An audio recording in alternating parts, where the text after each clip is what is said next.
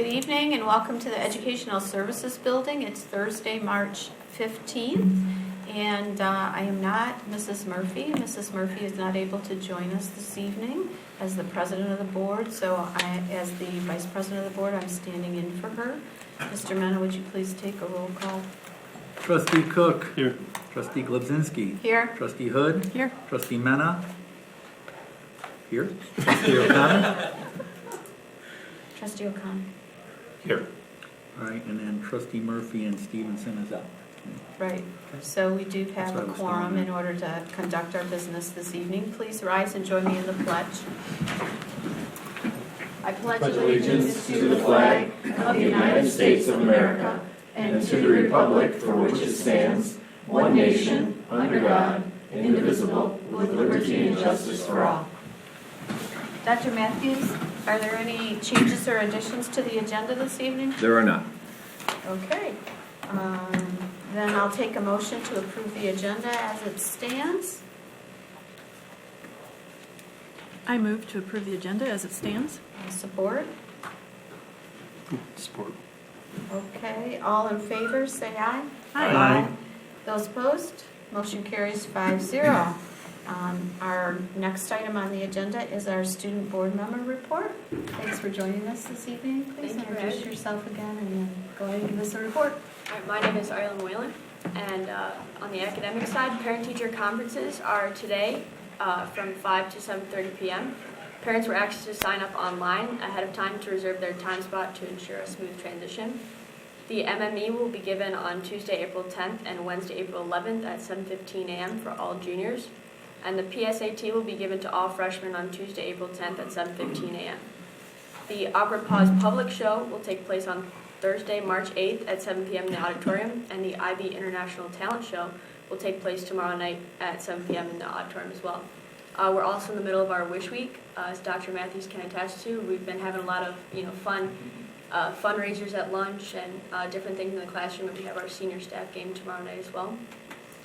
I think I saw some teachers that had duct tape around them. Can Yeah. you tell us what that was about today? Yeah, today it was duct tape teacher to the pole. So we got a bunch of duct tape, and you could pay $1 for a long strip or $10 for a whole roll.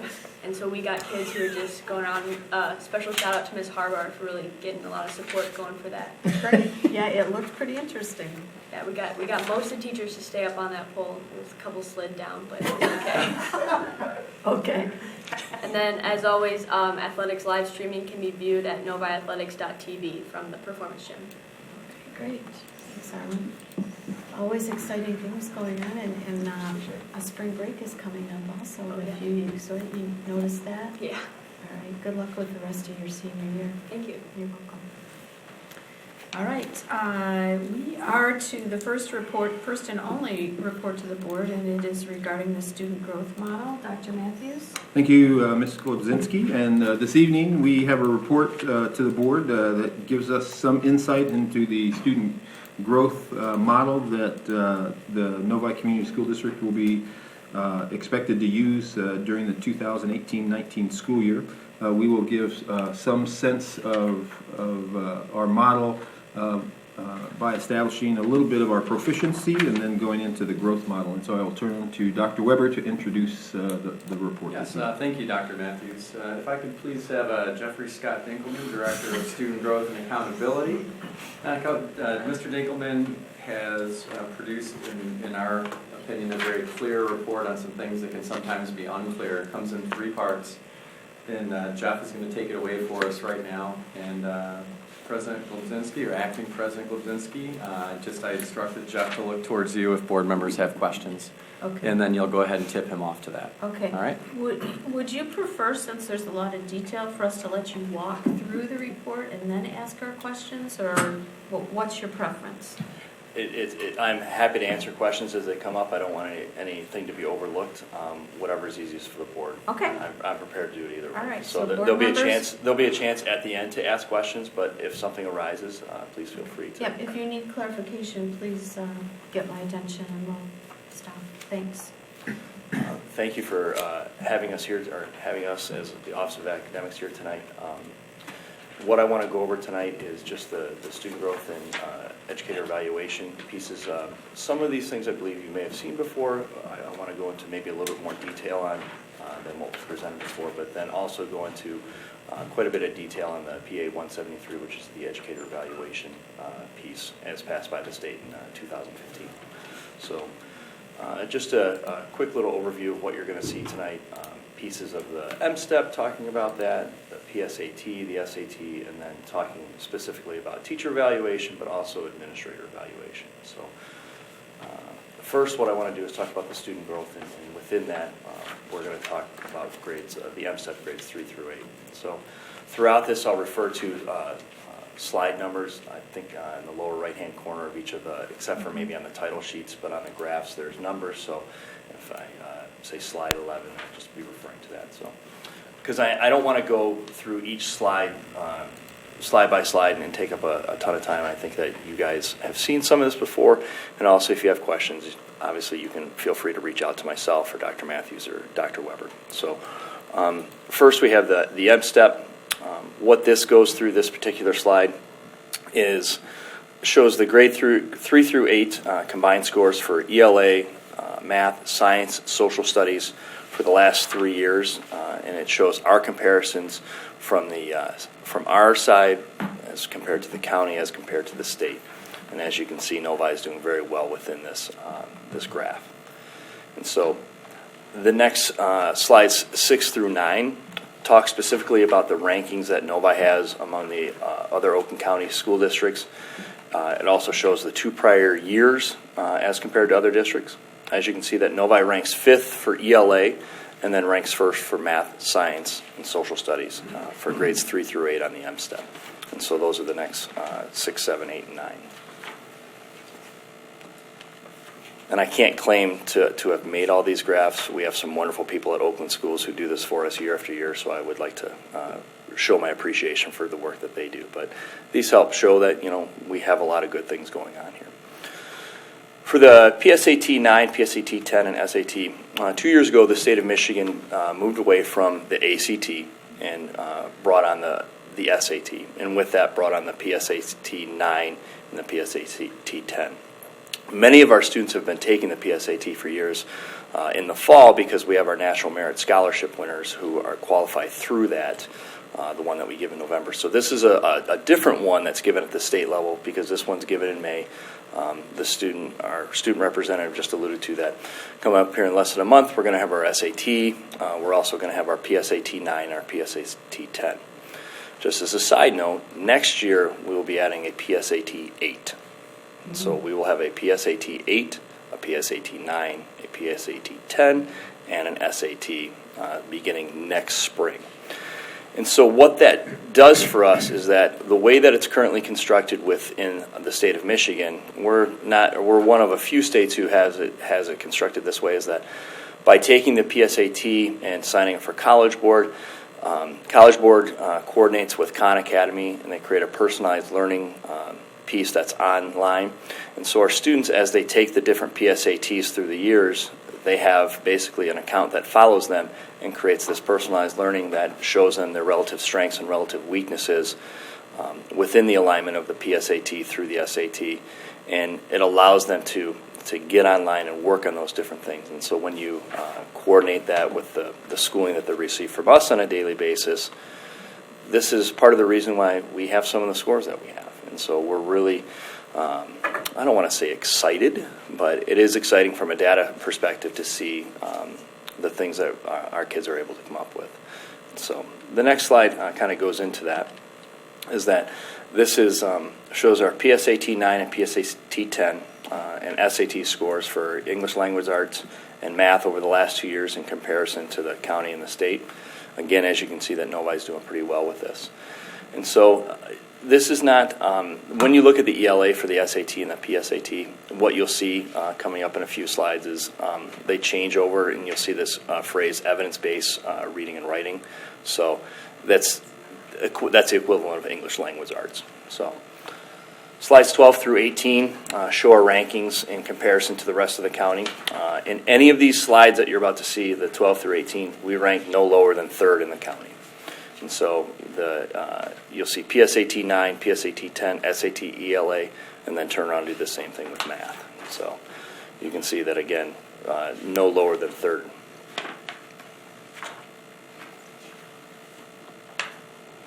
Slide number 18, I want to take a special moment to talk about. What this is displays the PSAT and SAT, ELA, and math combined for our district as compared to the rest of the districts in the county for last year. And so this underscores the work that we have done within the district, the work that's been done by our administrators, the work that's been done by our teachers, by our parents, and most specifically by our students.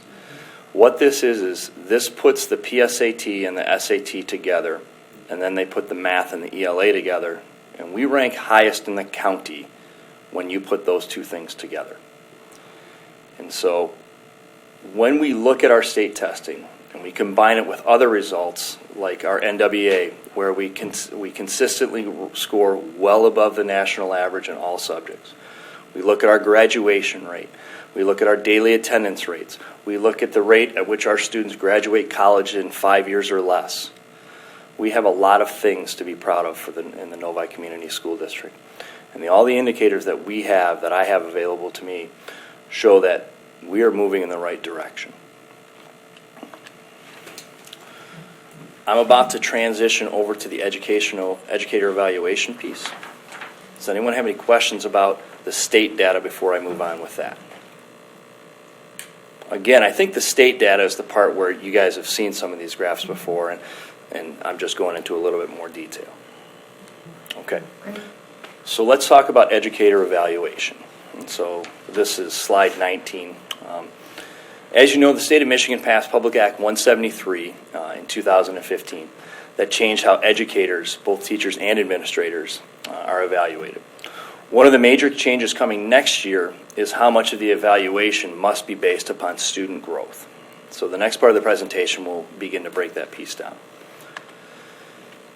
When we look at slide number 20, we can see that for the first on the left-hand side, this is how teachers have been evaluated up till now. And so it's been a 75-25% breakdown. And of that 25% growth, none of that, it was not required that state assessment play any role in that. And so for Novi, what that has been is we decided to split it 12.5 at 12.5 of the teachers were to identify assessments that they were going to use for their growth, and then there was also a data discussion piece of it. So moving forward into next year, what we're going to have is our 40% is we have a 60-40 split, where 40% of the teacher evaluation is now based upon the student growth. What's going to get a little bit fuzzy here in the next couple slides is the fact that the state has determined that for certain teachers, that 20% of that 40% must be based upon state assessment data. And I'll go into that over the next couple slides. So the 75% this year and the 60% next year for teachers is based upon the eye observation model that we use for all building and district administrators, except for Dr. Matthews, is based upon the administrative eye observation model. And I believe Dr. Matthews, yours is based upon the MASP model. MASB. Yeah, MASB. I'm sorry, MASB. So let's talk about what it means to be tested versus not tested. And so the state would say that tested subject areas are where that 20% must play a role. A tested subject area is a teacher who teaches grades 4 through 8 and who are assigned to teach students English language arts and mathematics. The other teachers that are tested are special education teachers in grades 3 through 8 who are assigned to teach students who take the functional independence for my-axis. And so those teachers will receive a score based on the state assessments. One thing I want to mention here is that score that they receive will always be 1 year behind. And what do I mean by that? So we take the M-STEP coming up here in April. The window opens April 9th, goes through Memorial Day, roughly. And so we finish testing at the end of May. Those scores don't officially come back to us until late August. They got back to us late August, early September this year. And so that score that we need to use to calculate teacher evaluation won't come back to us within the same school year. And so the state will have us use that, but it'll always be 1 year behind. I'll let that sink in for 1 second. So that score will be 20% of their evaluation score of that 40%. And the other 20% is based upon non-state assessments. And I have a slide coming up that talks about that non-state assessment piece. Mr. Dinkelman, Yes. Just a little bit more on the score that we get from the state for these teachers and the tested subjects. We anticipate that will come back to us as a number from the state, correct? We should anticipate it to be that, but that is not the case. So what will happen is that when the student data is released to us and released to the districts, it comes as a large data file. If you're familiar with Excel, it's a CSV file from Excel. So it's a huge just drop of data. And within that, they have something called a student growth percentile. And it's just, they give us all the SGPs for the students. It is incumbent upon it is the district's duty then to look at the teacher's assigned roster from the year before and line up all of their students and get all of their SGPs and take that average. It doesn't end there. The state would say that when we have state testing data available for 3 years, that we will go back 3 years and create an average based upon 50% of the score will be last year's SGP average, 30% will be 2 years prior, and 20% will be 3 years prior. And so we're just finding out about this. As I said to Dr. Weber earlier today, I don't blame the State Board of Education for this. They're trying to do the best they can to meet the letter of the law. This is not a fun place to be for anyone with student growth and accountability right now. And so what we thought was going to be a number coming back from the state, thinking that they had all this information at their disposal, is not going to be that. So when we think about the teachers who are grades 4 through 8 for ELA and mathematics, while it's a smaller subset of our whole teaching staff, it's still a pretty big number.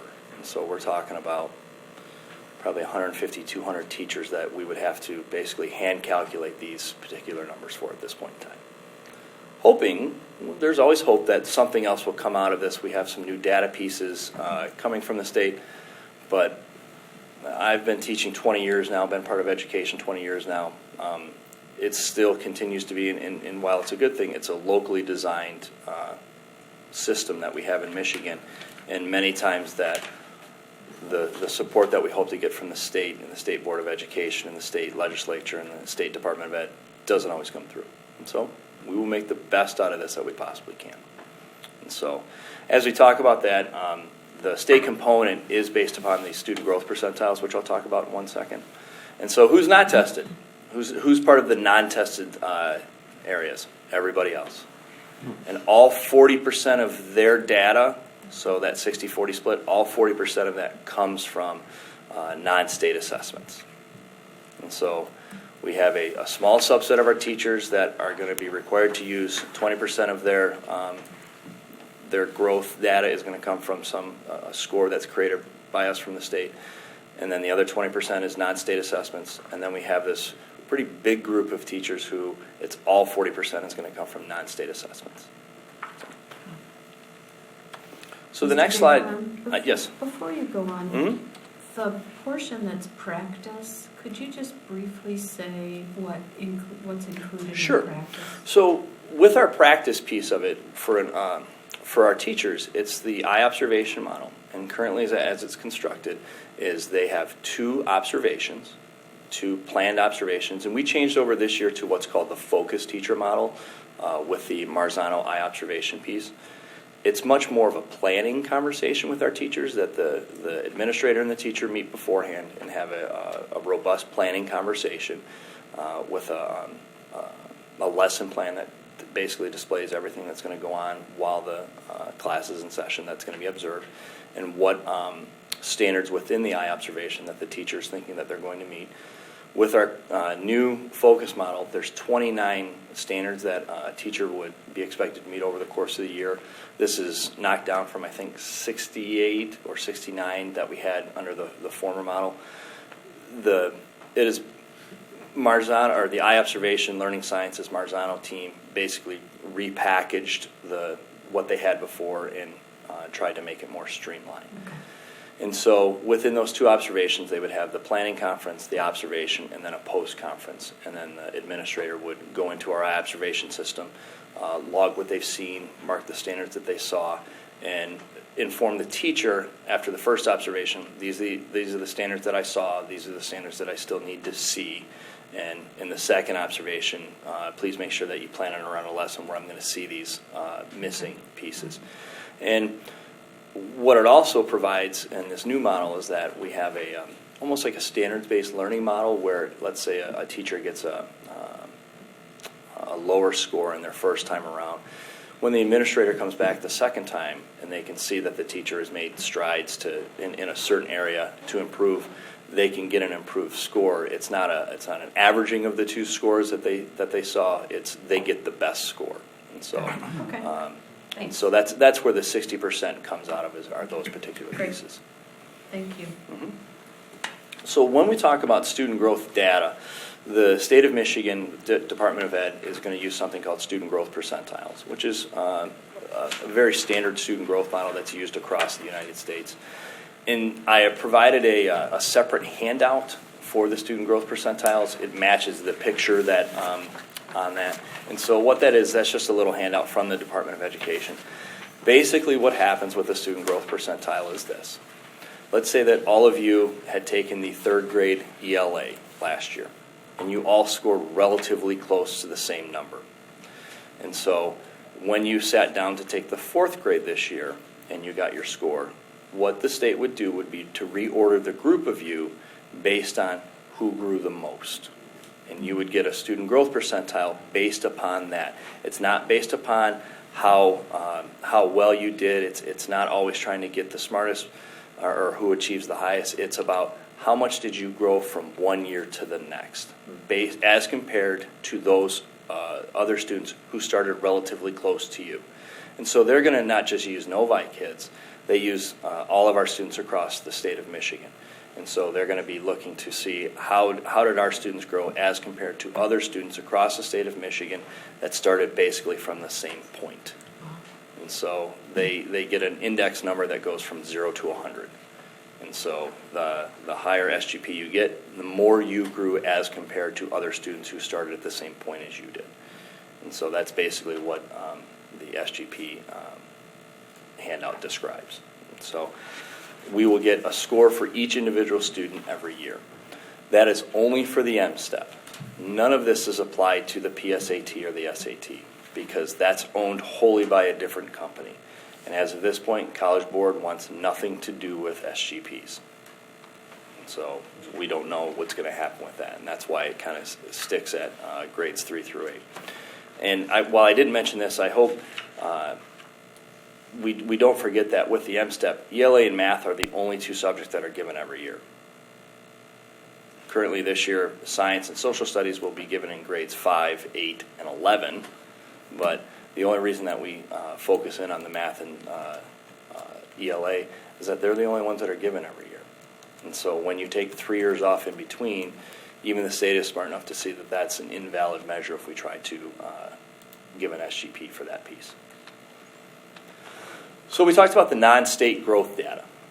So what the state would say about non-state growth data. So what are the teachers using for their other 20% if they're a tested subject area, or what are our teachers using? So when we think about the non-tested subject areas, those are like all of our kindergarten teachers. Those are our second grade teachers. Those are our art, our phys ed, all of our high school. And so it's a very big group of teachers who are participating in this non-state growth data. So growth not measured by using the single state data. You have to have multiple measures. It's got to be consistently used among similar situated educators. What that means is that we would expect that all the kindergarten teachers would be using the same thing. We wouldn't expect, I guess more to the point, we wouldn't expect one kindergarten teacher to be using this and everybody else to be using something different. And so this is where we're looking at, well, we have our PLC model that we're working with. We have different groups, grade levels, and so we want to be able to look to them to use those consistent pieces. And so non-state growth measures may include, but not exhaustive list of student learning objectives, nationally normed or locally developed assessments aligned to the state standards. So the nationally normed, that's our NWA. Locally developed assessments aligned to state standards, that's really what Mr. Calicilo and then myself have really been working on over these last 5 to 6 years, is really building that robust internal assessment system that's tied to standards. And so that really works itself right into that. Research-based growth measures, other rigorous assessments that are comparable across the district, and for our special ed population, IEP goals where they're applicable. And so, excuse me. And so that really, that gives an overall view of the non-state piece of it. And so we are consistently working on trying to build the best model we can with the information that we have right now. And so we're trying to provide our teachers with as much information as we can with the non-state growth data. We're currently, yes, I'm sorry. I'm sorry. Is that just what we decide for our district, and we don't have to worry about what anybody else in Oakland County or the state is doing? Yes. This is, when we talk about locally designed, locally developed assessment, that's just Novi. Okay.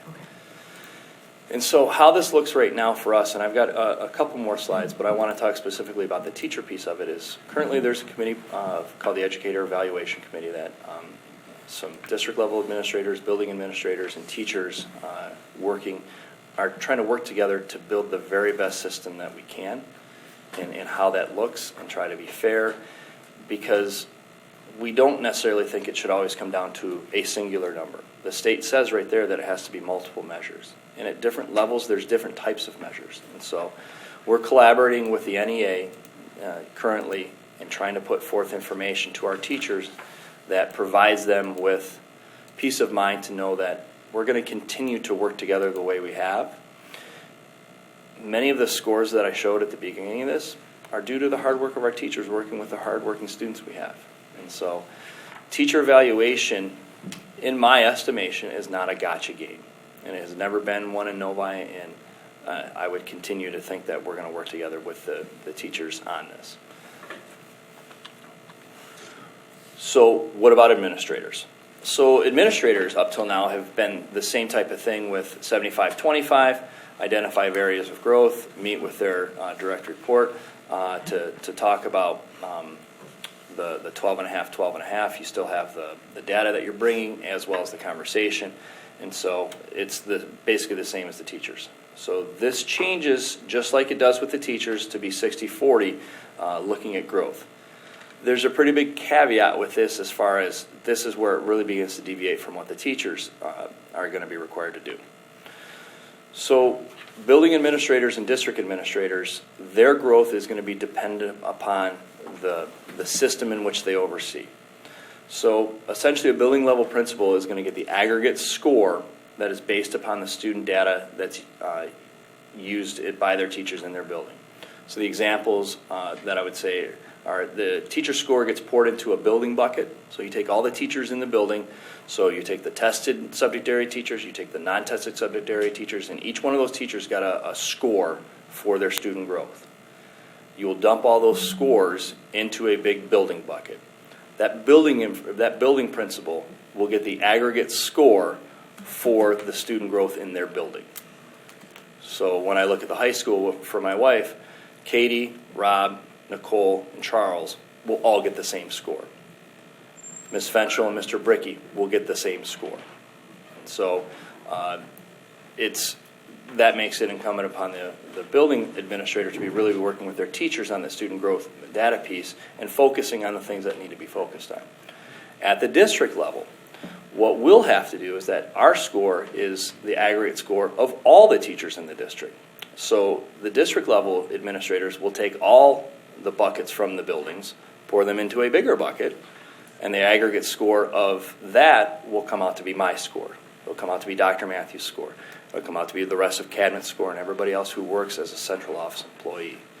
The state under PA 173 says that the growth must be measured using the aggregate student growth data for either the entire building or the entire district.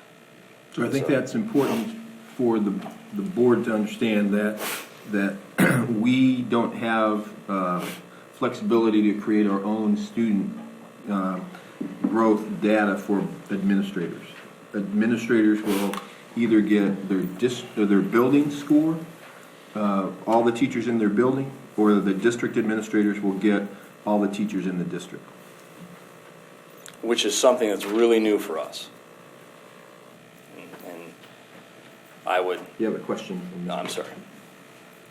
Mr. O'Connor. So I'm a little bit confused here because... Is there a slide that you'd like me to go back to, sir? No. Okay. This is just an overall comment. This is, it's a nice presentation.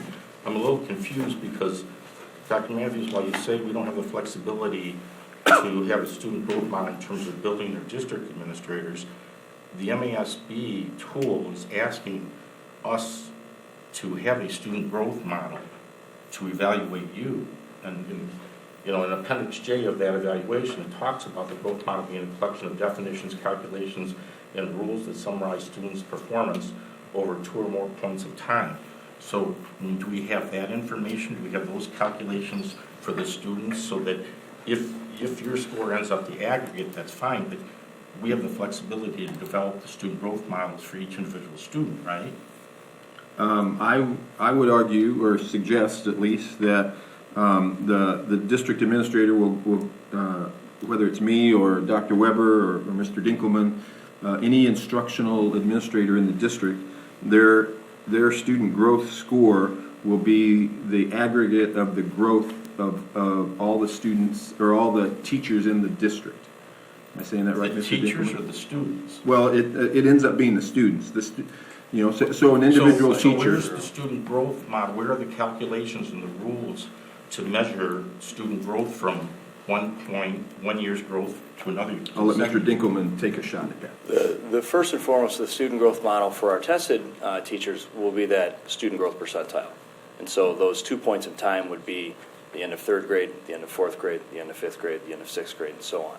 So student growth percentiles is a student growth model. Student that's learning. Only for, as you said, 100 to 150. So with the non-tested pieces, let me go back to that. With our non-tested student growth data, we can look at things like student learning objectives, which is also one. So we don't have any rules or calculations then set up for them. That's what the committee between the administrators and teachers is working on right now, knowing full well that the state would require that we have. The state has the same requirement for their teachers in that growth piece, that it is a student growth model. They would require us to. It sounds like based on what you're saying, we have the flexibility locally to take these measurements in the non-state growth data, and we can put together our own student growth model for those teachers outside of that 4th to 8th grade, the ones without the state assessments, correct? The district does have that flexibility, and I guess what I'm saying is that that's what we're hoping to accomplish with that committee. I guess my concern is when are we going to get that? Because we're in the middle of an evaluation with our employee superintendent now, and we were supposed to get that. We had asked for that student growth model in December, and then in January, and now in March. And I mean, we're already halfway through the evaluation process. So when are we going to get that growth model so we can do the proper evaluation of student growth of our students? Well, this year will be much like last year in that we will look at last year we used the student growth percentiles from the state of Michigan. We also used our NWA data, and we also used our Fontes and Pinnell data from last year as part of the 25% that was calculated for the student growth for the superintendent. And I would anticipate that this year, because it's still 25%, that we would do much the same thing. As we head into 18-19, we will have the student growth percentiles and the non-tested definitions that we determined before the start of the school year that will be used to calculate. And quite honestly, the 18-19 number will probably be known sometime in the fall for most teachers and administrators as well. It'll be known early in the fall. Well, I guess my only concern, okay, so this is news to me. I didn't know that because I thought we were going to actually have actual student growth models this year because, as you know, when we did that last year, those different different measurements really created a debate, at the board table in terms of how to measure you in the district in terms of that 25% because some of it was proficiency, some of it was growth, it was a mixed bag. Well, In fact, Tim Kelly, the education committee leader in Lansing, talked at an MESB podcast, was talking about the fact that proficiency really means nothing. Really growth is what we're looking at. So and all the numbers, these are all proficiency data. I'd really like to see if our kids are growing academically from one year to the next. well, all the numbers that I gave last year to the board were growth numbers. They were the NWA numbers. We looked at the growth numbers there, the measuring from fall to spring. The student growth percentiles that we had from the state on our MSTEP were all growth numbers based on, they were 4th grade through 8th grade numbers of measuring growth from 3rd grade to 4th grade. And Faunus and Pinnell is a growth number based on a student or a teacher assessment in the classroom of students from their fall to their spring. So every number that we looked at last year was a growth number for my evaluation. If I might interject on that particular piece, every one of those examples you just gave would be considered what would be called a simple growth model, which is a student growth model. So as far as looking for student growth models, those are all examples of a simple growth model using student growth. So basically, we still have to get through the spring testing in order for you to compare fall to spring for us to have a result. But that M-step, those results don't come before the end of the school year. Before we have to do is evaluation. Am I correct with that? Yes, you are, but we have last year's, and so last year we used the year before, Okay. and this year we'll use the year Okay, before. so if we have that data then from the previous year, could the board receive that Sure. sometime sooner as opposed to closer to the evaluation in June? Would that be acceptable, Mr. O'Connor? Acting President Glebzinski, I also listened to the podcast. It was intriguing Yes. with Mr. Kelly.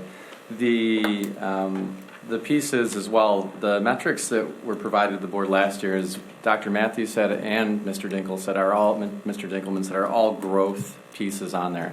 And perhaps this would be a good time, though, since it seems like a germane time of the presentation. Mr. Dinkelman, when we're talking about growth and proficiency, what you've presented us with is data that shows that our kids are performing near the very top or at the top of the county in almost every metric, which is great in the sense that we've made some real growth since 2010 in that area. But when you're talking about growth with students in that realm, does that provide difficulty to assess that level of growth? So when we have so many students who are at the top of the bar as it is, sometimes growth is a tricky thing to measure. The state has done their best with the student growth percentiles, but anytime when you think about tests of this nature where we're using as many students as we have, if you think of a normal curve, when we get out to the ends, it gets a bit shaky and things are not as consistent as they are with the middle of the rest of the pack. And so when we have many kids who achieve at the highest level, and so growth, I will say, sometimes is a little bit trickier for the higher end kid and or the lower end student who struggles, just because they're out on the tails of that curve. Mr. Cook? Now, the tested versus non-tested. The tested, even half of their score is non-state score, so Correct. the SPG is not the entire score. So Correct. we still need to come up with what Novi wants as their model for Yep. that other half. Yes. Okay, it's been asked a number of times when we're going to get the student growth model, and we were told we were going to get it tonight. Well, we got a rehash of old data here. We got to Okay, we've asked a number of times when we're going to get the student growth model for Novi. We got a rehashable data here. And when I look at this data, even when I look at this data, I'm seeing from year to year, if I look at the Oakland County rankings, when they go from year to year, each year we've listed, we're either stagnant with the percentage of students that are there, or we're dropping. So that tells me a couple of things, that maybe our interventions for our lower performing kids aren't working. Or we're forgetting our high-end kids, and we're not servicing their needs like we should be. I really like that you've only given us half of a small portion of the teachers' evaluations. I understand the aggregates for the principals, and then for the administration, and then the superintendent. But Novi has to have its own student growth model. The other thing is, the board has mentioned to the superintendent, we're not here just for academics. We're here to develop the whole child. The social and emotional development part of this. How is that going to fit into this? It's not for this year, it's for other years, because we just kind of put that out there. So I'm kind of disappointed. This data is great, but we're disappointed because I guess we were kind of expecting a student growth model, because it's been stated we would get that. Can I interject Sure. for a minute? We had this report in board books to review prior to tonight, and we knew the information that was going to be presented. And obviously, we are eager to have additional information that can supplement this, because we are eager to make sure where we're spending money for intervention and for student growth, that we are spending it appropriately, so that next year when we build our budget, we're putting our money in the right place. So both of your comments are terrific, because the board is engaged and interested that every student in the district becomes successful. But the report was there, and I didn't see questions coming forth about what was missing prior to tonight. There are certain things that you can go back and hopefully Dr. Matthews can reiterate the things that the board is still eager to have information on, and it would be, I think, a more involved report, time, and discussion than we might be able to have during a regular board meeting. And is that a fair assessment? Fair. Are you? I appreciate your comments. No, and I know we want to move towards that, Mr. Mena. Yeah, so, ultimately, I think, sort of like Mr. Cook said, I'm looking for the formula that we're going to be using to determine whether a particular student met their growth target. And there might be different formulas depending on the students. We should, at some point, and it may be a little bit complicated, it may be simple. I don't know what that's going to look like, but I have a lot of interest in finding out what that is. And then at some point, we'll know how many students in our district met their growth target, and then we can roll up and determine where you score and how we score as a district. Is there still a lot of work that needs to be done? I'm just trying to get an understanding of how much work needs to be done in order to get to that point. We are at a point right now where we were really hoping for much more guidance from the state. As far as a student growth model, there's many of them out there. And the state has provided little guidance to us. And when I say to us, it's not just Novi. I was at a meeting today at the county, and this is still a big thing that's going on. There are still entities, the Michigan Association of Secondary School Principals, the Michigan Association of School Administrators, Oakland schools themselves, who are still running sessions to try to gain understanding of how people have interest in using student growth.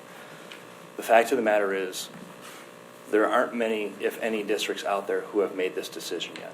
And I'm not saying that is where Novi needs to or should be.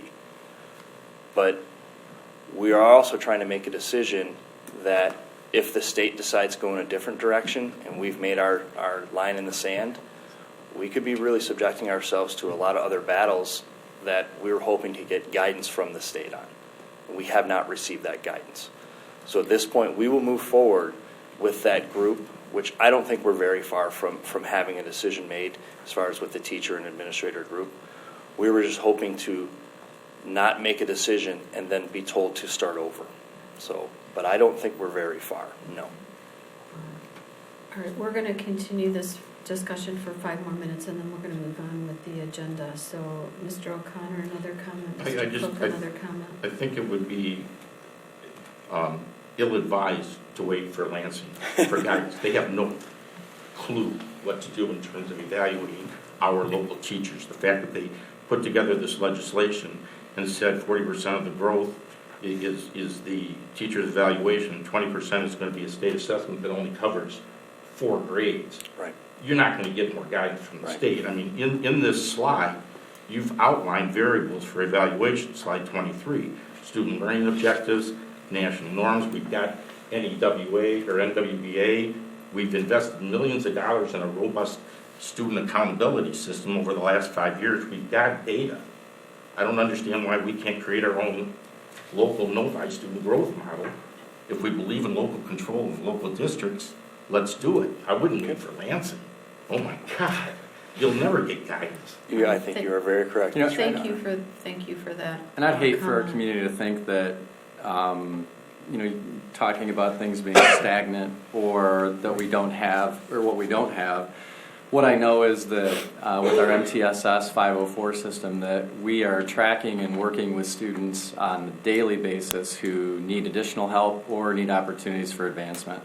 When I look at on slide 18, and our aggregate scores are at the top of the county in 9, 10, and 11, that's something as a community our kids should be very proud of and our parents should be very proud of. When I look at the growth that we've had in our subgroups in the past 3 to 4 years, something that we are very proud of as well. When I look at Novi High School being one of 2 high schools in the entire county that has a graduation rate for students with special needs and IEPs above 80%, that's something we're very proud of as well.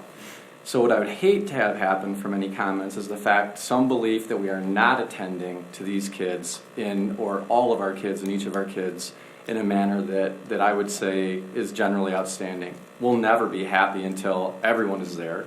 But the fact is that when I look at these numbers, especially slide 18, and I look at that, I would agree completely with Mr. O'Connor in the sense that waiting for the state and those shifting sands would be a mistake. Making things like this more public and more visible is important. But I do feel, as I look at this data, it's important that I don't leave this board meeting without saying how proud I am of the kids that we have and what they are doing. Thank you. We certainly have a lot of success academically in the district. Mr. Cook, one more comment. Yeah, I appreciate Mr. Dinkelman's comment of not wanting to do this twice. But when looking at the data, being top in the county, that's great. We should be the leaders of the county. We could be innovative enough to come up and help them figure out, at least the county, we're one of the tops in the state. We could be the leaders. We could help them figure out how everybody else should do it. If we wait for them to do it, it skews the end result, and we're beyond that. So, appreciate you not wanting to have to do it twice, but if we do it and we say, hey, we're here, we can help everybody out, which we've done in a number of other areas, the Atlas, a lot of the other presentations that people are doing on project-based learning, other things, we are the leaders. So let's kind of force it instead. Right. Thank you very much, and Mr. Dinkelman, thank you very much for the report that you provided tonight. There are certainly a lot of academic successes at a variety of grade levels for us to celebrate, and we don't want to lose that in the translation of wanting to continue to be on the cutting edge in what we're doing academically. And the committee will be back before this body very soon. Great. Knowing that we will move forward with this, we will come back and make sure that we have everything that we need to do. Thank you, and thank you for your leadership in the academic area, Dr. Weber. It's a big task, and I'm really proud of your staff and the teachers and how they've embraced really working very hard and in giving individual attention to each student. There are not many districts that are as committed as ours to do that. Thank you. Thank you. All right, we're moving on in the agenda. The next item on the agenda is comments from the audience. Comments right now should be related to items that are on our present agenda. If you are interested in making a comment, we would appreciate you filling out one of the green cards that's on the table and providing that to Ms. Holly so we have a record of your participation. When you come to the podium, please just introduce yourself. Is there anyone that would like to?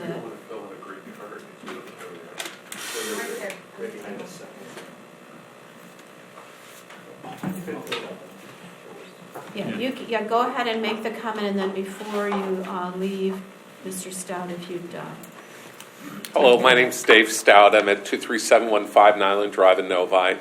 I'm here as a representative of Novi City Council. We're joined here by our city manager, Pete Auger.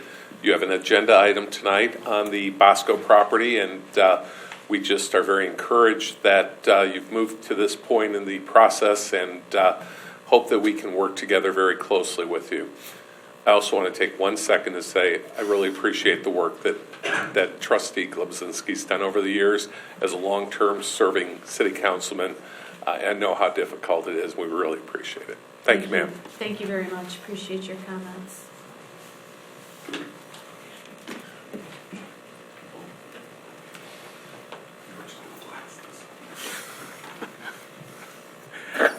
My name is George Cortland. I reside at 40471 Franklinville, and I have three things I'd like to briefly talk about tonight. The first thing relates to some news I've heard informally that there's the possibility that in the district we're reviewing needs of the district for the future with the idea that maybe we're going to look for a bond or some sort of a millage proposal. In that mode, I would like the board to think of the recent events that have occurred. And we're going back to just over a month ago, the murder of the children down in Parkland, Florida. And we've heard from our children and their concerns about that. And recently I heard from our administration in the form of interviews with the superintendent, Dr. Matthews. And in one conversation, the interview sort of weaved back and forth. And at one point, the person was challenging Dr. Matthews about the what do we call them? The name tags, the IDs that they wear at the high school now, and must wear unless they be suspended for a day, as I understand it. And the challenge was made that, well, this really doesn't accomplish anything. And Dr. Matthews said, well, perhaps it's not going to stop the same type of thing from occurring, but it is a signal to our children that we are concerned and are taking some action to protect them. I thought that's great, that's noble, that's what we should be doing. But then the fellow kept interviewing and asking questions and brought up an idea of some sort of a structure to be in the classroom that would protect children, let's say, in case of an event like Florida. And Dr. Matthews said, I'm paraphrasing, obviously, that we didn't want to do something like that because that would give the children a sign that we're concerned or worried or make them worry about something like that happening. And maybe I've gotten that a little twisted, but that general gist of it. And I thought, well, we do something to give them a feeling that we're doing something ourselves with the name badge, and then we don't want to do something else. So I thought, you can get conflicted very easily in the situation when you're dealing with the emotion of children's feelings and protecting them. And I would think that every one of you, as well, are very concerned about protecting our children. And there are things that could be done, and I don't want to get into the discussion here tonight because who would be interested in my particular point on whether we have weapons in school or not. That's not mine to present. But I've heard people talk, well, we should have another resource officer. Many districts have resource officers in not only their high schools but also their middle schools. And that's a thought. Maybe that could be done. But even if that were done, there are very few districts that have officers, resource officers or any type, in elementaries. And the proposal that we might look at would still leave our elementaries vulnerable. And I'm thinking back to Sandy Hook and the evil person who came in there and basically used the weapon to shoot out the glass to get into the building, even though there were secure doors. And then the murders that occurred. Well, that's something that could be done. And if you're thinking of a bond proposal, perhaps you would think of something like that could be done to buy the minutes necessary before the Novi police could arrive to protect their children. Well, there are many things I could be standing up here and talking about that we could, But again, I'm one person with one person's opinion. What I might suggest to you is that if you are in the process of looking at the needs of the district, if you would consider the safety of the children, as I said, I'm sure you're all concerned about that, put together a committee of the community. Do a survey of the community, see what they're interested in doing, see what they're willing to support, see what they're willing to fund, and that way you can move forward. The second point tonight is the topic that was discussed just prior to me by my friend Dave Stout, the Bosco property. I'm here just to give a little history on that. The odd thing about that piece of property and its purchase, it was not a unanimous decision to purchase that at all. It was a close vote, but it was purchased. But the board at the time said, we're purchasing it because we simply don't know what the future has for us. There was no intent that we're going to put a second high school there. There was no intent that we're going to put an elementary there. We're going to put whatever there. It was like, 1 minute. we don't know. So we have nothing to say about what, or I should put it this way, that we didn't have a specified purpose at the time. Just because we don't at this time doesn't mean things have changed that we just get rid of it, though. I think it's an enormous asset for the district for two reasons. One, if it's ever sold, there's obviously that money that comes to the district. And two, if it's ever sold, it probably will be a piece of property that's developed into residential homes. And homes bring children, and children bring money to the district. So that's the goose that lays the golden egg. So the third point is a similar one to my friend, Mr. Stout. Thanks, Ann. It's been neat knowing you all these years. We probably won't see each other as much with you down in Cincinnati area, but we'll still be thinking of you and Bob down there. I remember when I first met you and Bob when you came into Faith Community Presbyterian Church. And things have changed a little bit since then. Perhaps we've gotten a little bit older. Perhaps I put on another pound or two. I'm not sure about that one, but I'll check later on. But it's been a pleasure because the very first major decision you had to make was Deerfield. I know. The toughest decision anybody will say that a district has to make and a board has to make a decision on is redistricting. And you got to vote on that. It was a 4-3 decision. Boy, were we disliked by a group of people in the community. I know you took a lot of grief about that as one of the newest board members. And I appreciate that you stood stalwart in the decision and hung in there. You also served as president of the board. I'm probably over time, but forgive me. And in that term of being president, I remember at times you had some challenges with the then superintendent, not our current superintendent.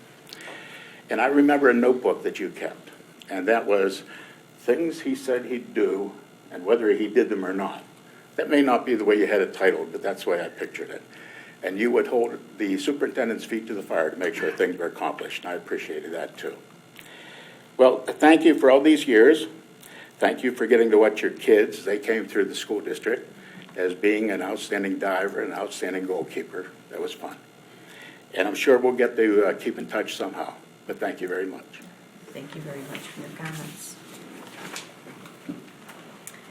All right, anyone else interested in addressing the board this evening? All right, the next item on the agenda are consent items. These consent items have been previously considered by the board or are routine in nature, so that discussion is not required. I would entertain a motion regarding the consent agenda items. Mr. Cook? I move that the Novi Community School Board of Education accept consent items A, B, and C as presented. Support. It's been moved by Mr. Cook and supported by Mr. Mena. All those in, I'm sorry, Mr. O'Connor. Just a quick question. This is this consent items include the monthly approval of bills, et cetera. And I've been remiss in not asking over the last couple of months. Ms. Beck just left. I just was wondering what she thought about the purchasing card procedure. I know that she's inherited that. We can have her address that during her comments. It's not big. I just wanted to see how comfortable she's been, in the district now for 6 months. I just wanted to get her view on that. We were pretty proud that that was implemented, but are there any things that we need to improve or change, et cetera? That was all. Okay. Can I call the question then? All those in favor of accepting consent items A, B, and C as presented, say aye. Aye. Those opposed, say nay. Motion carries 5-0. All right, now we're to the action items on the agenda. The first item is personnel report. Dr. Matthews? Thank you, Ms. Skodzinski, and I will turn to Mr. Kinzer. Thank you, Dr. Matthews. This evening, we have 4 items on our personnel report. First, 3 hires. A social worker at ECEC, that's Tamira Shropshire. A special education teacher at the middle school, Crystal Sprague. And another social worker at Village Oaks Elementary School, Amber Zarb. And a retirement, Patricia Cortland, secretary at Village Oaks Elementary School. All right, I would entertain a motion and then we can have discussion. Mr. Cook? Move that the Novi Community School District Board of Education adopts the personnel report as recommended. Is there support? I support. It's been moved by Mr. Cook and supported by Mrs. Hood. Is there any discussion? Mr. O'Connor? First, a shout out to Mrs. Cortland, who's been a fixture at Village Oaks, not only over many, many years, but I think she's outlasted 3 or 4 or 5 principals along the way. So, we appreciate her service over the years, and thank you for being a fixture there at Village Oaks. The other question I have, the 3 new hires, I noticed that, we try as a best practice, unless market conditions dictate otherwise, to try to hire people at step 1 just to be as fiscally responsible. Yet I noticed with these 3 hires, we've got MAs at step 2, 4, and 3. Is there any rationale for that differentiation at all? Some of the areas are very difficult to hire, especially we were looking for ASD certification, which narrowed down our pool dramatically. Okay, thank you. All right, any other questions? I too will say thank you very much to Mrs. Cortland for her years of service. It's been over 30 years, I believe, where she's either had a child in the school or has been employed at the school. So that is a lot of institutional knowledge. We wish her well as she retires April 20th.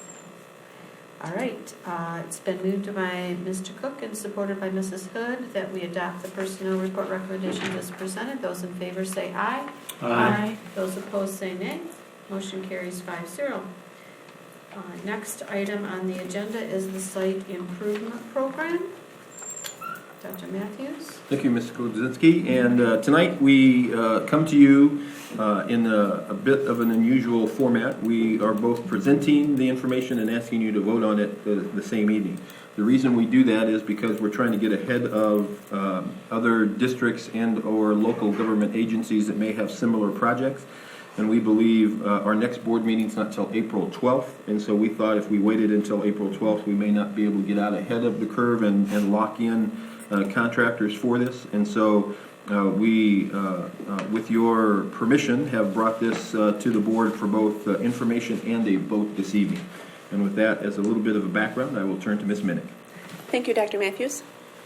Good evening, trustees. It's my pleasure to present to you this evening an overview of the recommended site improvement projects for the summer of 2018.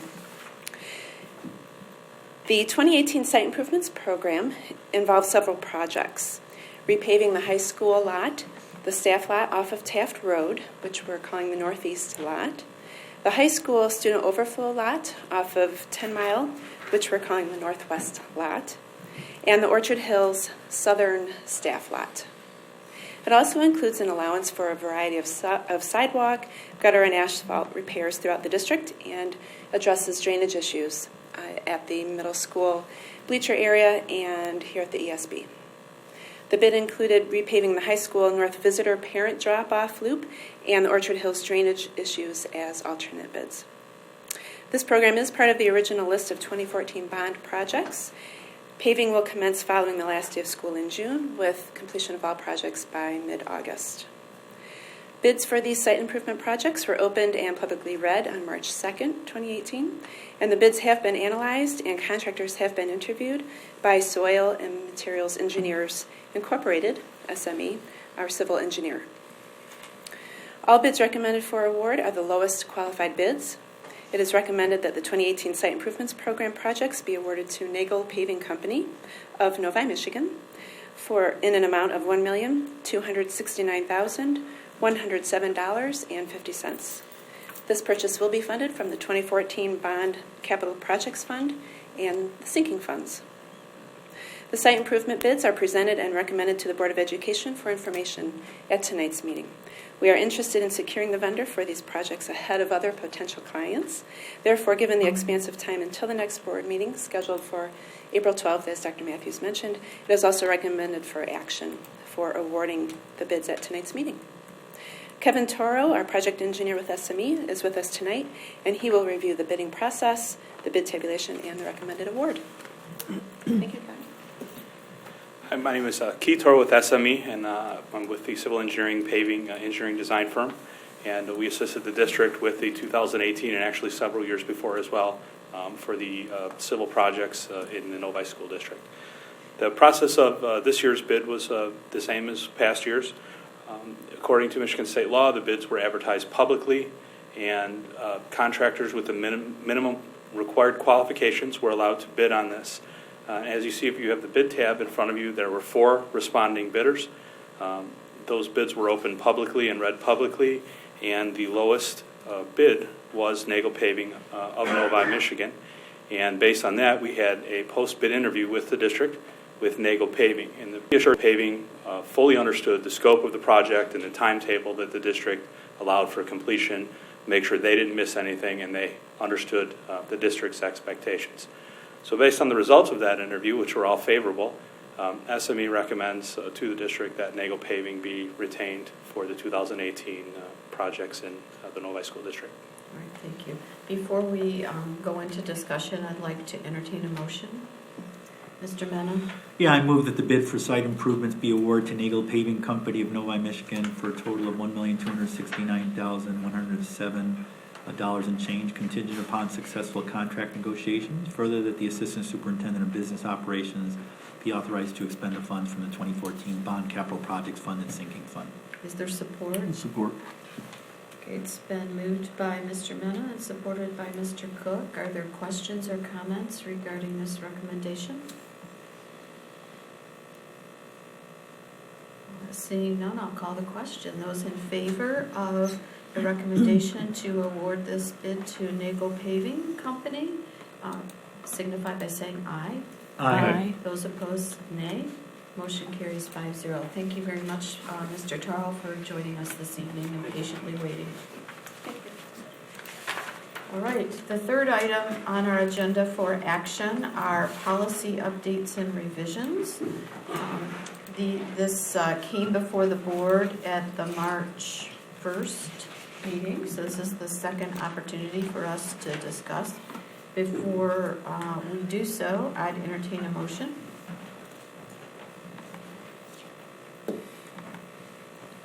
Anyone want to make? Mrs. Hood?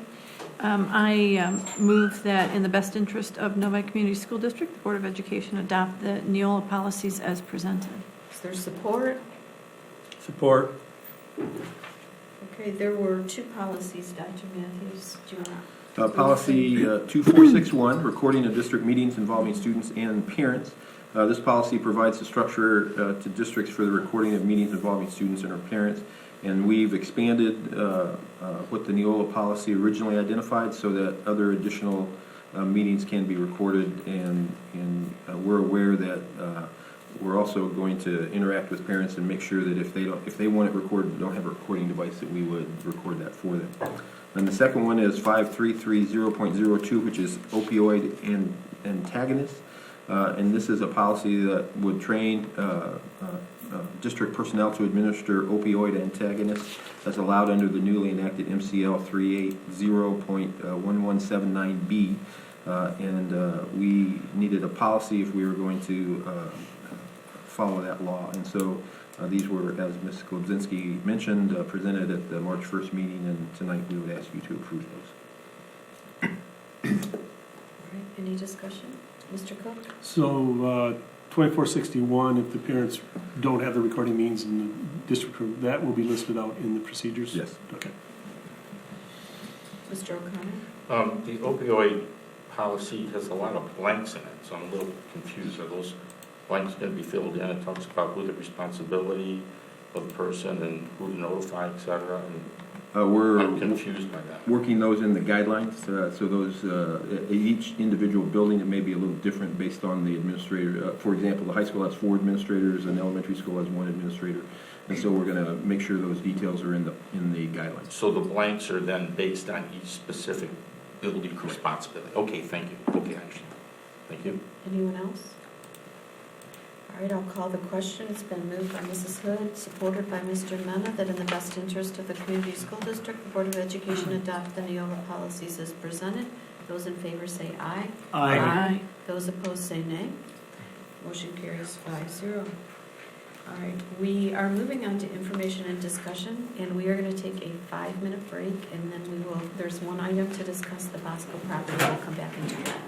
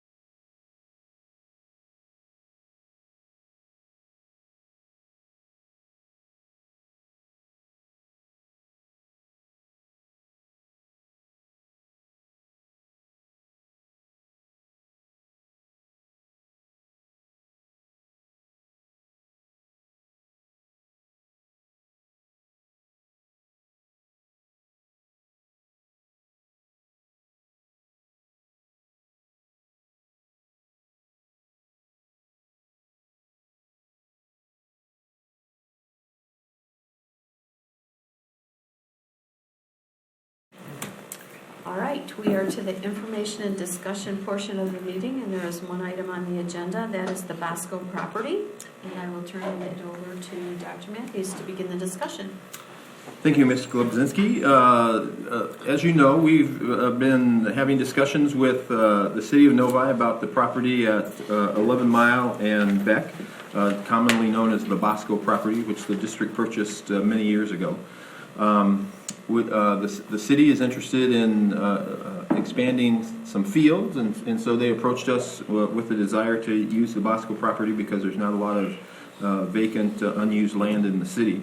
That property, I've been in the district 7 years, has not been used in 7 years, and so we had some discussions in the fall. It was came to the board at that time. We were asked to gather some additional information, which we have done, and so we come back to the board with some of that additional information. We would like to either move forward or decide not to move forward, depending on the board's preference. Here in the next few weeks. And so one of the questions that was asked was our enrollment projections, and over the last several years our enrollment has increased. As you know, we have been one of the fortunate districts in the state to have increased enrollment, and provided you with some information that shows our enrollment increases for the past 5 years. We had Plant Moran do an enrollment projection for us for the next several years. It's hard to project enrollment past 5 years because those babies aren't born yet, and so we've kind of projected enrollment out for 5 years. We also have our historical trend data that Ms. Minnick has been gathering, and so we anticipate that in the next several years we'll add between 200 and 350 students throughout the district. And that coupled with, we also had Plant Moran Cressa do a building use study. And as you know, we've added 16 classrooms in the district over the last several years, thanks to the city, the community passing our 2014 bond.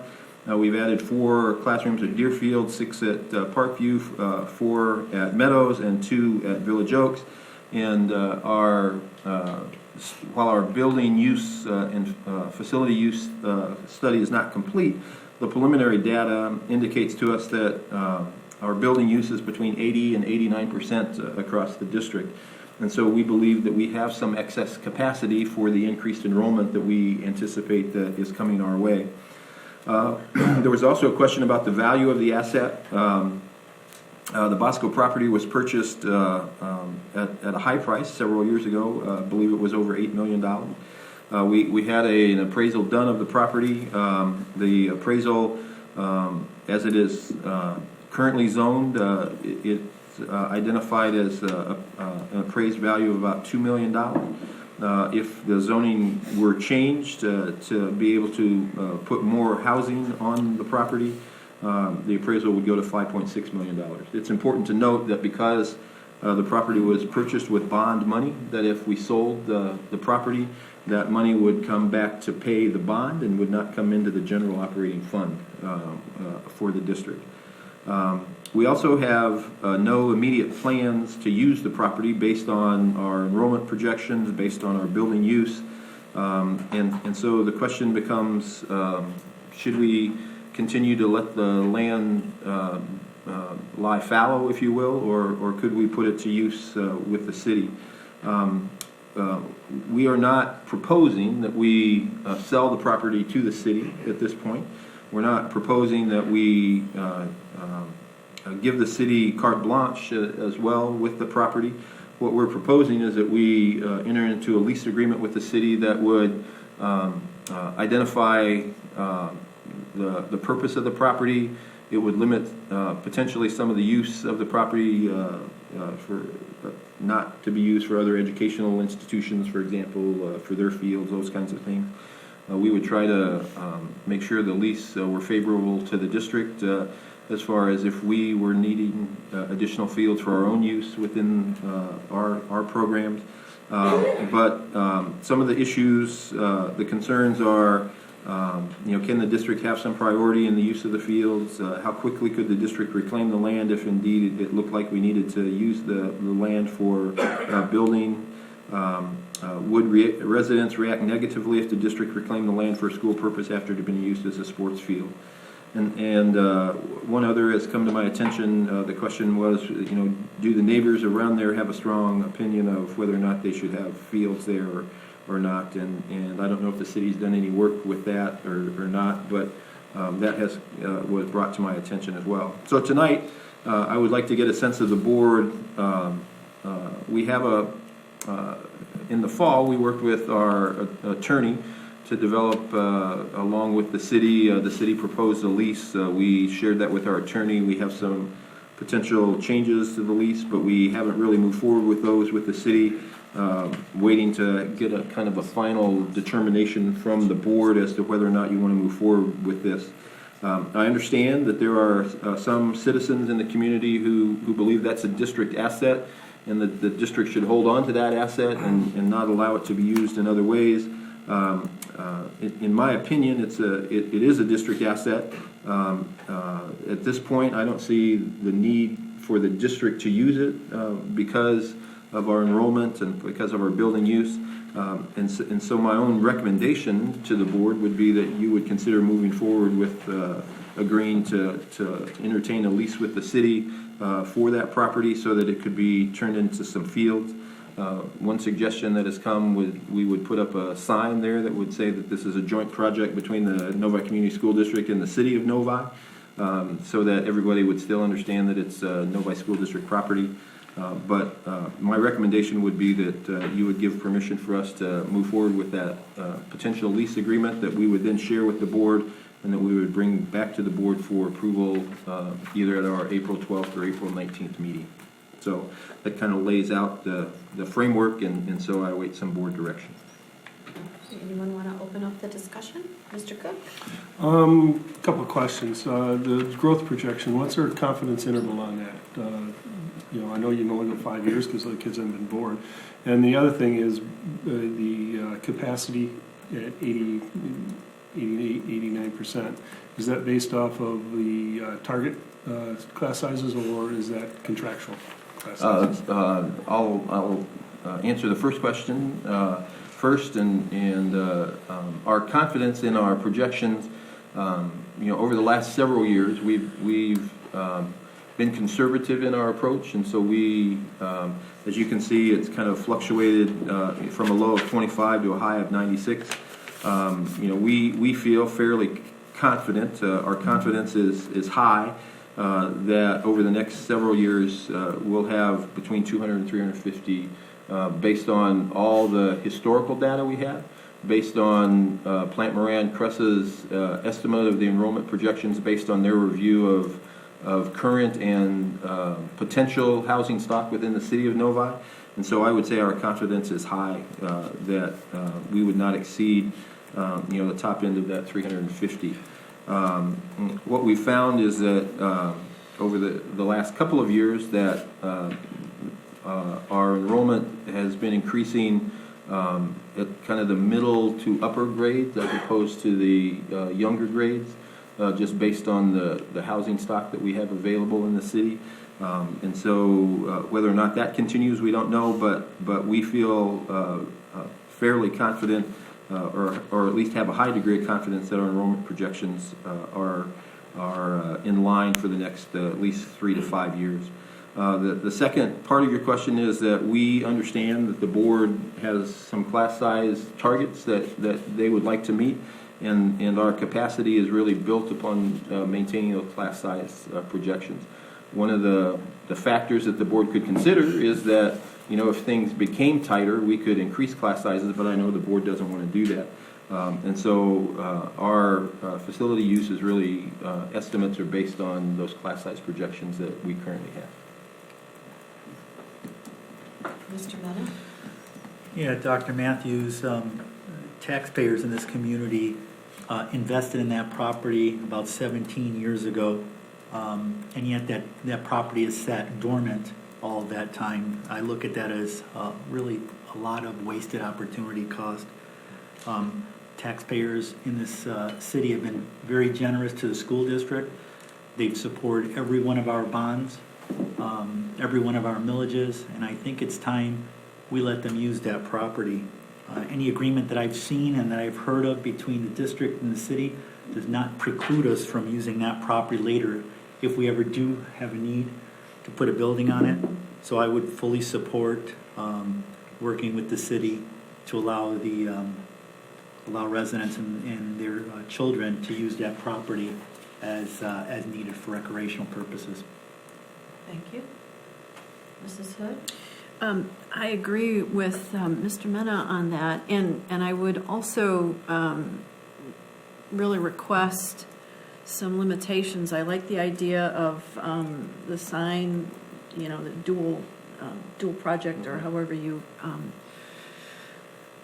presented that, because it is a public funds did buy that, and I would have a problem if it was sublet or subleased to a private educational group or really any other private group that used it maybe in conflict with Novi schools. So that would be a big concern of mine. Anyone else want to weigh in? Mr. O'Connor? Well, I'm glad that Dr. Matthews is recommending that we proceed. I wanted to proceed 4 years ago, so I say let's do it. As I mentioned last fall, I just have a couple concerns about the initial agreement that was proposed, just things like the hold harmless clause so that from insurance purposes were covered. Also, that one concern you had about the district priority in terms of using fields, I think that's important.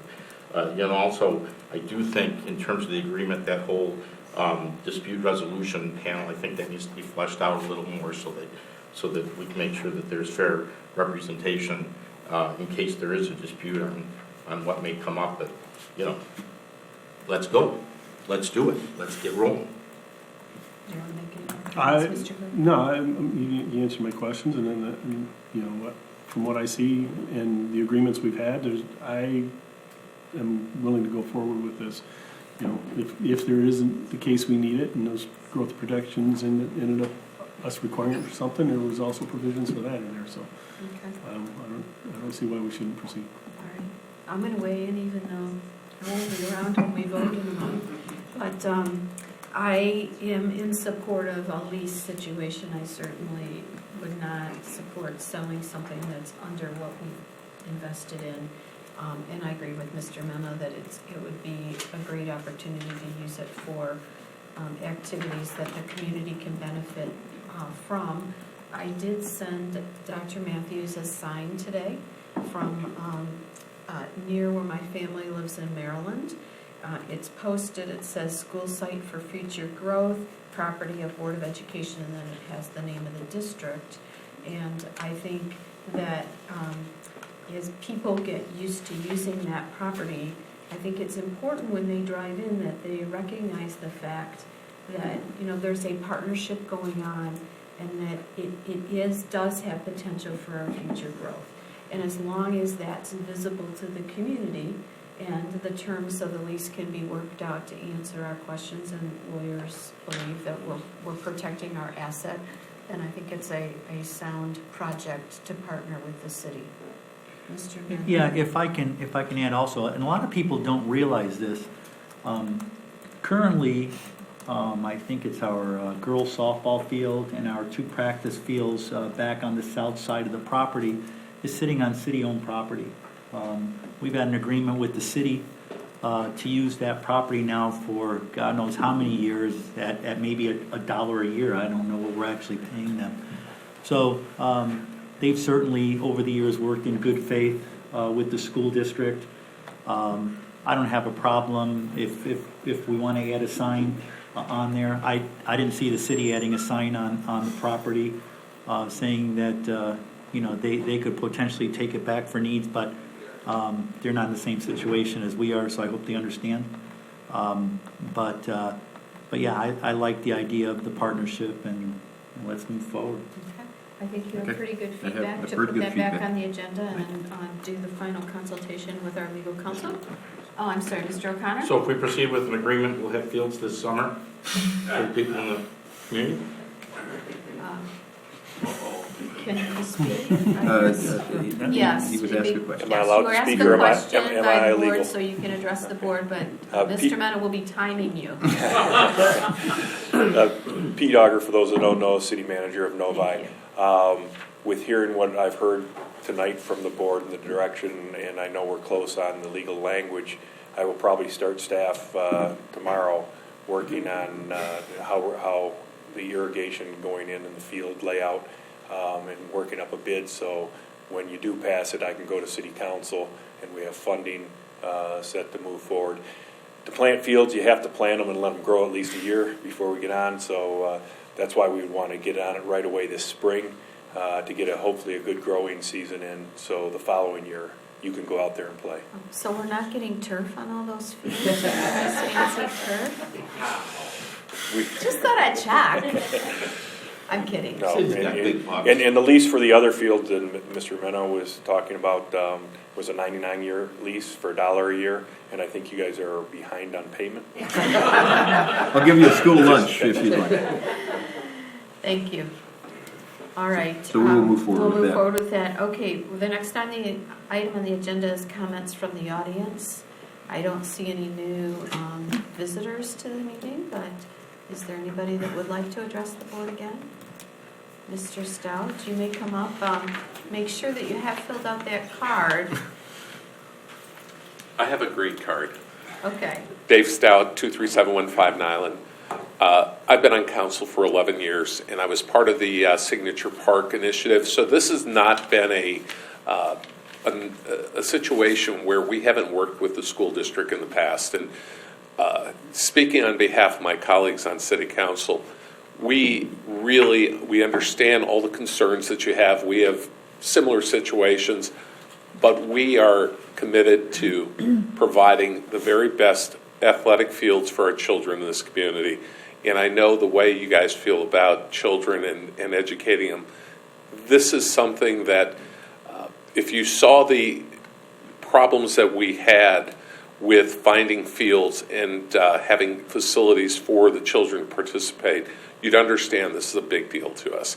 So hopefully we have this here for a long time, but you know, if at some point you do reacquire, you'll have a beautiful green field, irrigated, and I'm sure you'll never build the whole things out. So we'll figure out a long-term solution, and looking forward to getting it on our agenda to formally approve it.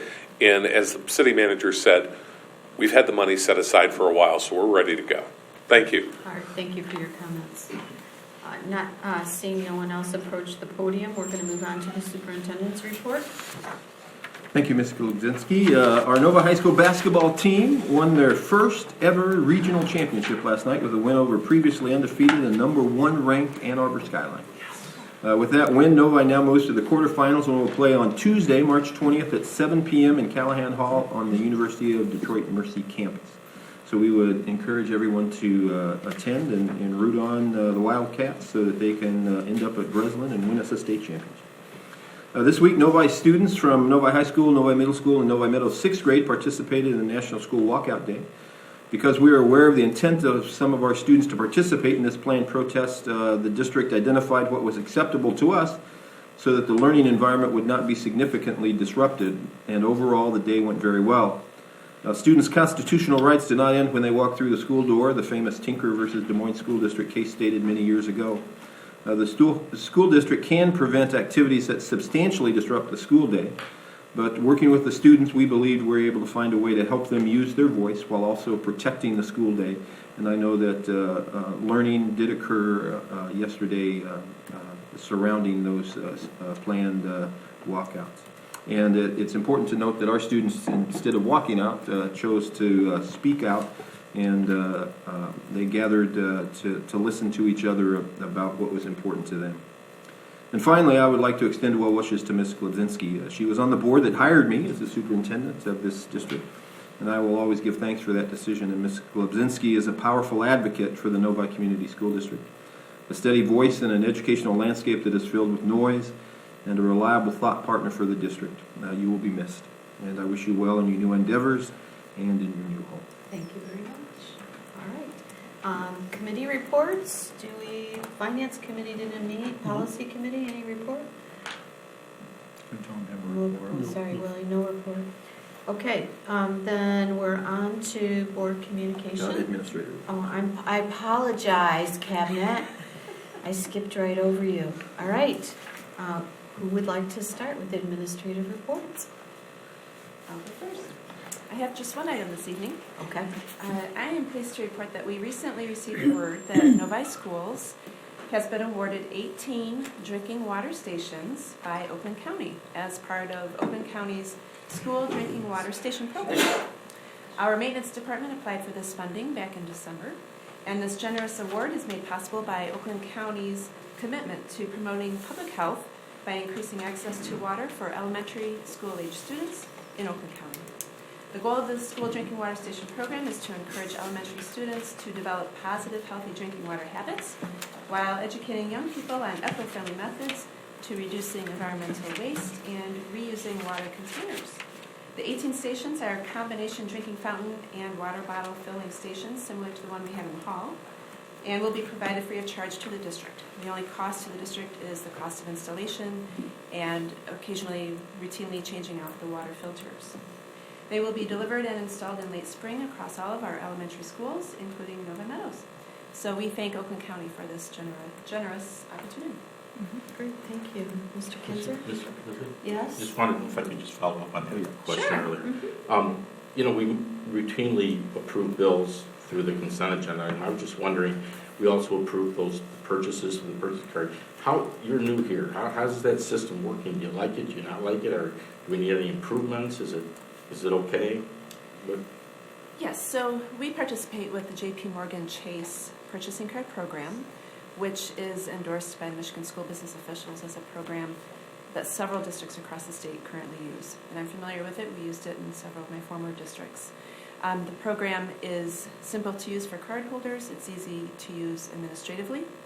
There are good internal controls, in my estimation, in terms of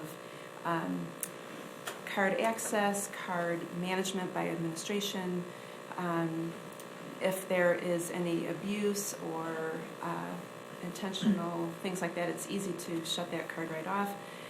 We do have procedures in place indicating that it is a privilege to be a purchasing card holder, and we enforce those rules very strongly.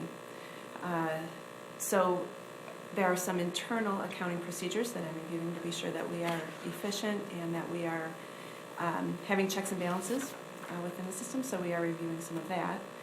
But the card program overall is very beneficial. There's a rebate program associated that we receive a percentage of our purchases as a rebate annually. Do you have any particular questions? No, I just want to get your assessment of it with you being new, because we just instituted that a couple of years ago. So. Oh, very good. Okay, thank you. Thanks. I wanted to give you an update on the first Oakland County Job Fair that we're participating in on April 14th. As of this morning, there were almost 400 participants registered, and we're still a few weeks away, so I'm sure that number will go up. The room at Oakland Schools that we'll be in has a capacity of 800, so could get significantly larger. And these are all people interested in working, obviously, in Oakland County, so we're really optimistic that this will be a useful tool for us as we attract candidates to the district. I also wanted to just note 2 student activities that I was able to attend in the last couple weeks. First, the student walkout yesterday, and then also the Frog Force open house, robotics open house, and I was incredibly impressed with both events and our students and the way they handled themselves. First, the robotics event, very, very impressive what they're able to accomplish, and then also the student voice that was shared yesterday and the respectful behavior of our students as they participated was impressive as well. And then finally, just congratulations to Mrs. Kobzinski. In almost 5 months in the district, I've really come to appreciate your leadership very much, so best wishes. Thank you. A couple events from this week. Monday night, we held a parent meeting at the Novi Public Library. Ms. Murphy was in attendance as a parent in the community, and that focused on well-being and came out of our meeting with the University of Michigan Depression Center. So these are parents in the community who were concerned about the well-being of their kids and kids in the community. And it was really a fantastic meeting in the sense that what came in the energy that came out of the room was a desire for our parents to create their own network of parent ambassadors to help families that may be struggling with well-being and mental health issues. So pulling that away from the school, us just as a conduit, and convening parents and communities members together. Spent a day and a half at the University of Michigan, their Depression on College campus symposium, and learned many of the moves that we've made around flexible furnishings and spaces, are moves that we're seeing around colleges and universities as well, and student well-being. Learned a couple pieces of how technology can help us with our students that may be struggling, so that was well worth it. And then, Ann, it was August of 2010, and you were the board president at the time. And when I had applied for the position that I've had the privilege of being in, there was some trepidation. The whole cabinet was turning over and so on. And the superintendent at the time asked if I could come in and have a brief conversation with you. And that conversation lasted 2.5 hours. And it was intriguing.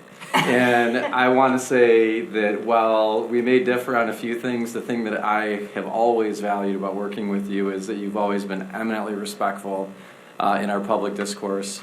And we may not necessarily see eye to eye in everything, but the way that we can handle our differences, one that I hope is something that's healthy in that. And I wish you all the best, and you've been a pleasure, and I've learned a ton from you. So enjoy your trip down South Ohio. But that's okay. We'll get over it, all right? Okay, Take care. thank you very much. Thanks, I Ann. appreciate your comments. Yeah, be well. All right.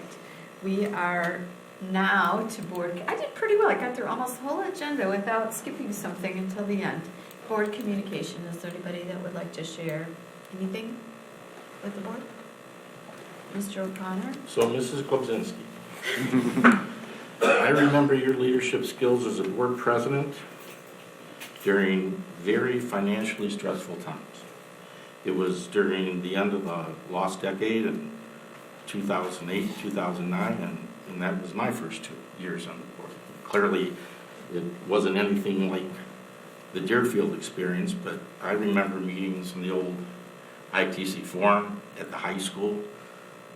We're talking 200, look at this, we're talking 200 plus angry parents on a regular basis. We were making some very difficult decisions. It was a very passionate time, a very difficult time, but you really led us through some difficult times, and I quite frankly think the board made some very good, strong structural decisions at that time that have really paid off, dividend-wise in the future, and why we've had such a successful decade moving forward, and I appreciate your leadership there. Certainly on a personal note, I want to thank you for your sponsorship in the NPLP program. I appreciate that, and we will be fellows forever in that program, and I thank you for that. Appreciate it. Thank you for your comments. I appreciate that. Mrs. Hood? Okay, thank you. So Mrs. Murphy called me today since she couldn't be here, and she thought she would be remote and be able to speak. So she sent me a little note to read on her behalf. And I asked her to keep it short so that I could make it through it. But she says, Ann, your service to our students in this community and to the district, excuse me, we are all part of, has been honorable and a blessing in so many ways. You were a steady president through the worst time of board service to date.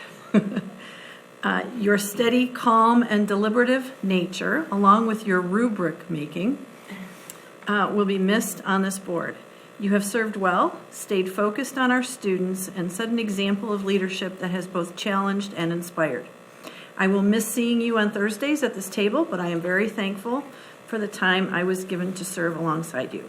Bobby. And then I wanted to add just a couple personal notes. So Ann has been my mentor for the last year, as I have been the newest member on the board. And I wanted to thank her for answering my many questions, providing guidance on what board members do, and really most of all, in a bigger picture, her relentless focusing on what is best for the students in our schools. And I mean relentless. You have just been a role model for, I think, all of us in focusing or refocusing us back to why we're here, and I will miss you. Mr. Mena. I feel like we're having a roast. Well, Go ahead. we won't roast, But you guys have been very kind. Thank you very much for not really Sure. roasting. Well, I think a lot of great things have been said, not surprisingly. We will miss your leadership. I've certainly missed your leadership on policy committee. That's probably the most brutal, boring committee you can be on. But we got through.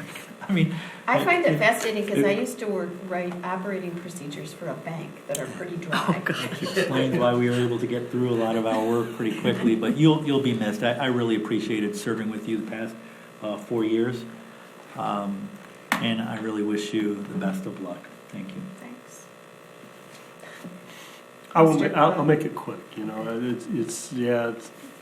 when I first came on the board, you were the treasurer, which position I now have, and the finance committee. You know, learning, you know, the ins and outs of school finance. Your leadership on that committee was great. I'm sure your participation in a lot of committees over the years has been very helpful, and we really appreciate it, and we wish you the best in your future. You and Bob enjoying what may be a little bit warmer weather. I doubt it, but it's a little bit further south than here. The other thing I wanted to mention, and I'll get off the roast here then, tonight Parkview had their science fair, and it's a warm-up for a lot of the kids heading down to Henry Ford on Monday. They're going down and participating in the first annual Michigan Invention Convention. We got 15 teams going down to that. And if anybody's free on Monday, I do believe it starts at about 10 o'clock in the morning and will last until about 2. But the kids will be judged.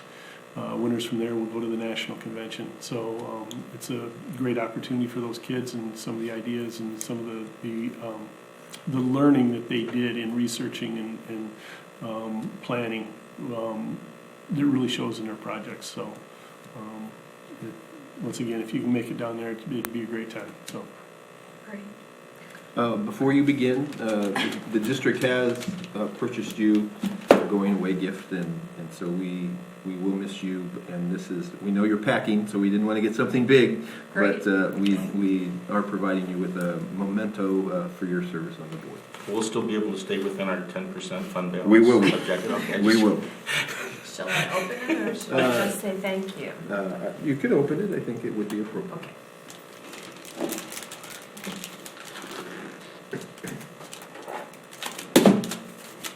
It's heavy. It's a gold bar. Oh, great. I don't think we'll stay within the 10% fund equity then if that's what it is.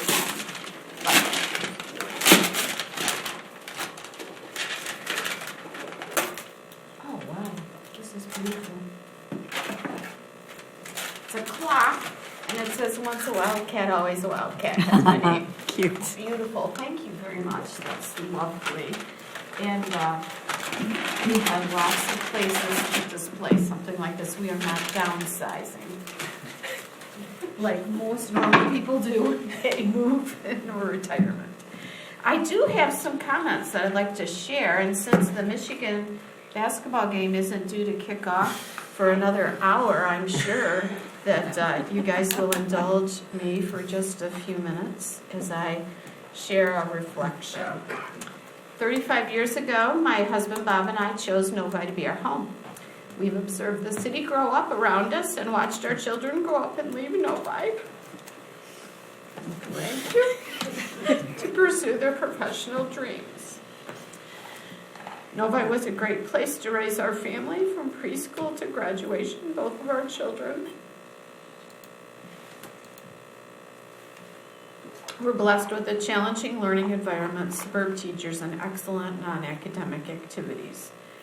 Beyond academics, they learn the value of hard work, perseverance, and character. We could not have asked more of the district.